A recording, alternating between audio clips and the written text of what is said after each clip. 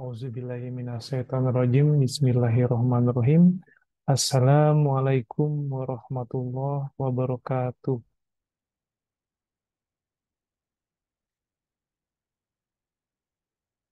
Hi everyone,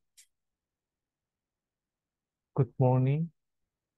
On this occasion, I would like to convey the result of my research entitled The Identification of Early Blight Disease on Tomato Leaves Utilizing Dense Model Based on Transfer Learning.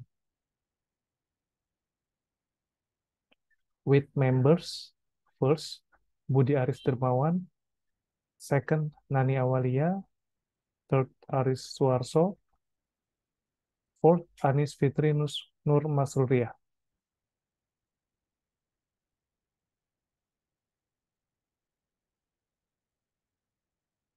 Background.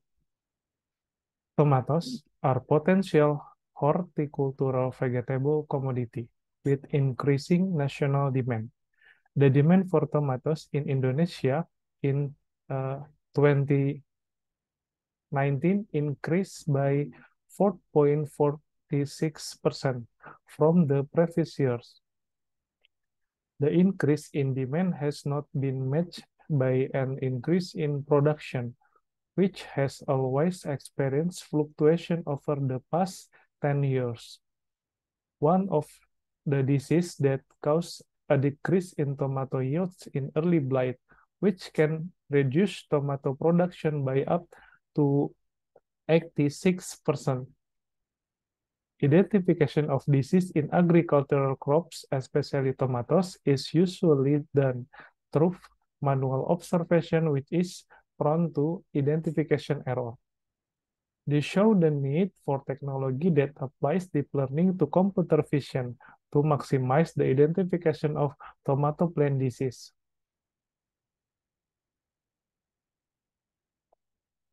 Some of the research that is relevant to my research include, first, research on the identification of tomato disease with deep learning has been carried out by CG in 2017 years. This study used the pre-trained VGG16 model with a total of 2.048 nodes and is combined with a support vector machine. The model could produce an average accuracy of 89%. However, there are some drawbacks in this study, namely the model computation time, which is quite long, namely 4.5 hours for convergence in the training process and 0.12 seconds per image for testing, as well as the performance of the model is less than optimal when used on low quality image data.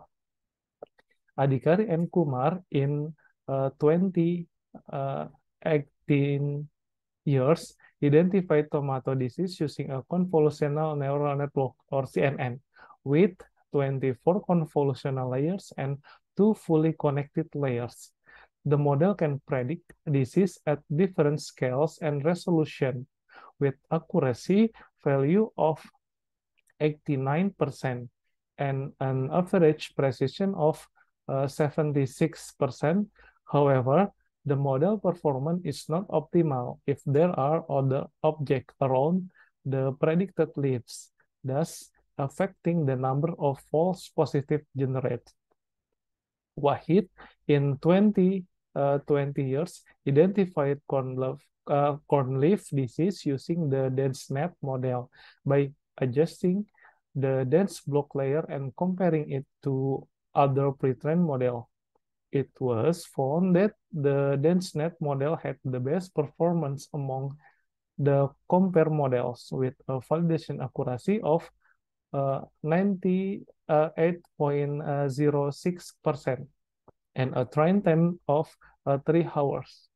Although the result of the model trial experienced a prediction error of 10% in distinguishing diseases that look very similar when viewed manually.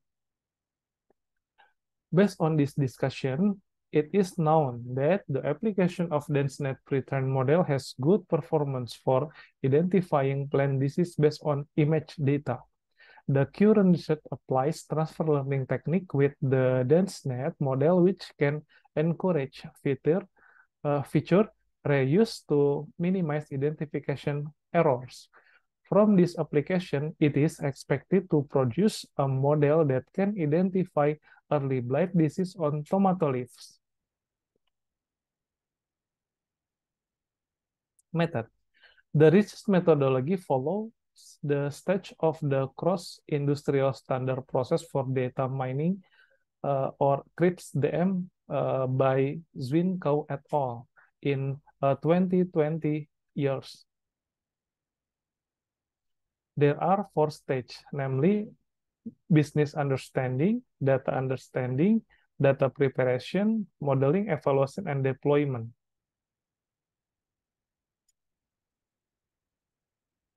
In business understanding, this stage starts from determine the research problem, namely identifying the type of early blight disease using the DenseNet model and transfer learning. In data understanding stage, data collection is carried out and understanding the characteristic of the data. As many as 3,000 image data of healthy tomato leaves, early blights, and other disease. All images were obtained from Kaggle with all image size of 256 pixels. In data preparation stage, the data is divided based on the prediction class, each with 1,000 images for each class. Then it is divided into training, validation, and testing data, which are divided based on the scenario in Table 1. The distribution on this data use the split folder in library Python. In data preparation stage, the data is divided based on the prediction class, each with 1,000 images for each class. Then it's divided to training, validation, and testing based on the scenario. This stage is also carried out data augmentation using the image data generator library in Python, so that the model trained at the modeling stage can recognize image data of tomato leaf of various shapes. In modeling stage, then the modeling stage is carried out where transfer learning techniques are applied using the DenseNet pre-trained model. Transfer learning is done by importing the DenseNet pre-trained model in the TensorFlow library. Then change the last layer or classification layer in the pre-trained model to match the data to be trained. The train on the pre-trained model was carried out based on data sharing scenario and the hyperparameter combination scenario specified. In the evaluation stage, the evaluation phase is carried out using the confusion matrix to determine the performance of the model based on the accuracy, precision, and recall values. In deployment stage, the model with the best performance produced in this study can be implemented in the form and application or website. Result. Result in training. The training process for the 8 modeling scenario result in a graphical visualization of the training result. Of the 8 models, models A1, A2, A3, B1, B2, and B3, there is a considerable difference for training accuracy and validation accuracy values, as well as training loss and validation loss values. The graph indicates underfitting, which is caused by the use of a sufficient number of neurons in the dense layer accompanied by the application of dropout regularization.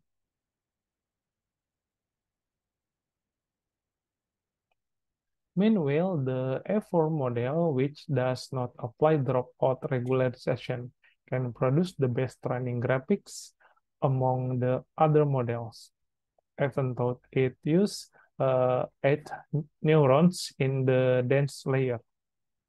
This is in accordance with the opinion of uh, Cooney in 20 and 21 that underfitting occurs because the model is not complex enough or the number of neurons is small, which is accompanied by the use of regularization in the model, so that the model does not sufficiently learn patterns in the data as a whole.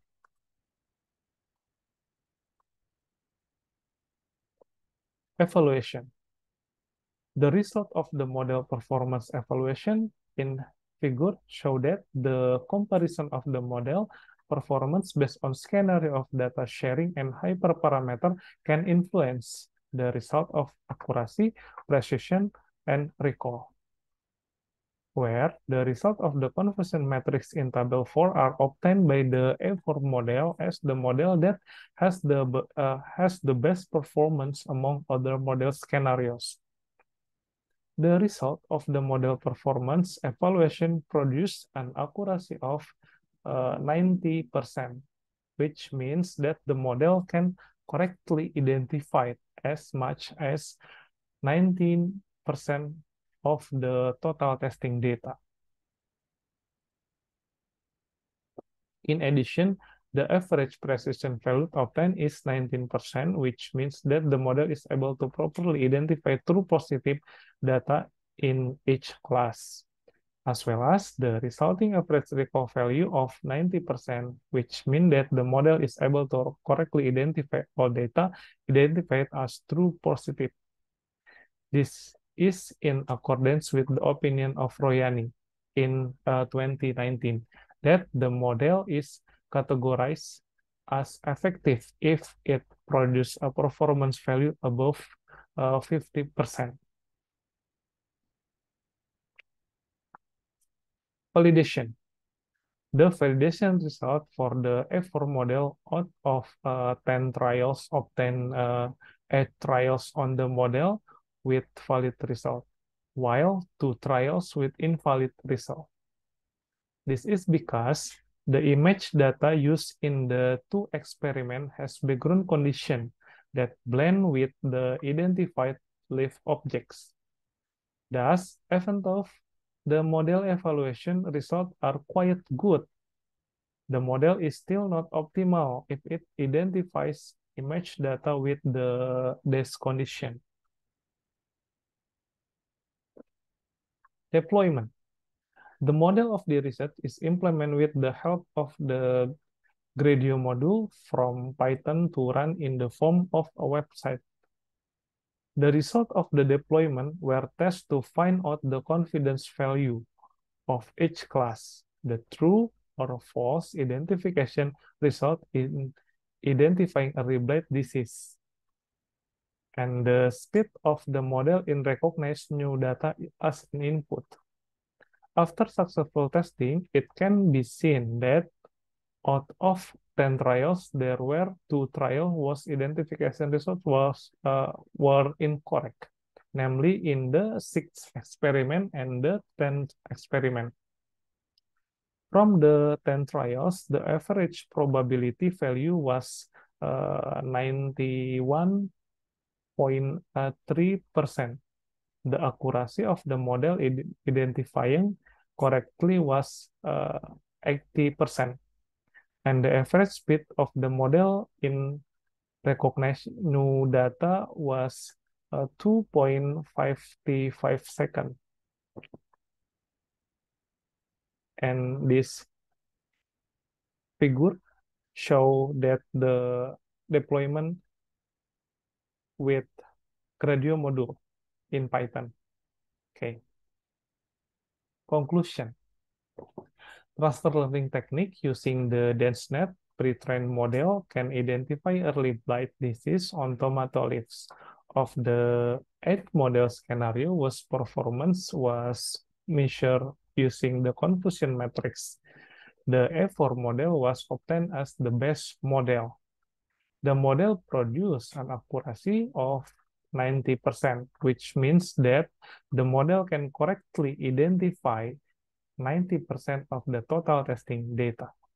In addition, the average precision value of 10 is 90%, which means that the model is able to properly identify true positive data in each class, as well as the resulting average recall value of 90%, which means that the model is able to correctly identify all data identified as a true positive. Even though the resulting model is quite good, the model is still not optimal if it identifies new data that has never been recognized with background condition mixed with the identified leaf objects. For further studies, it is important to set the background image of the leaves to be identified by the model so that tomato leaves can be identified optimally. Overall, thank you.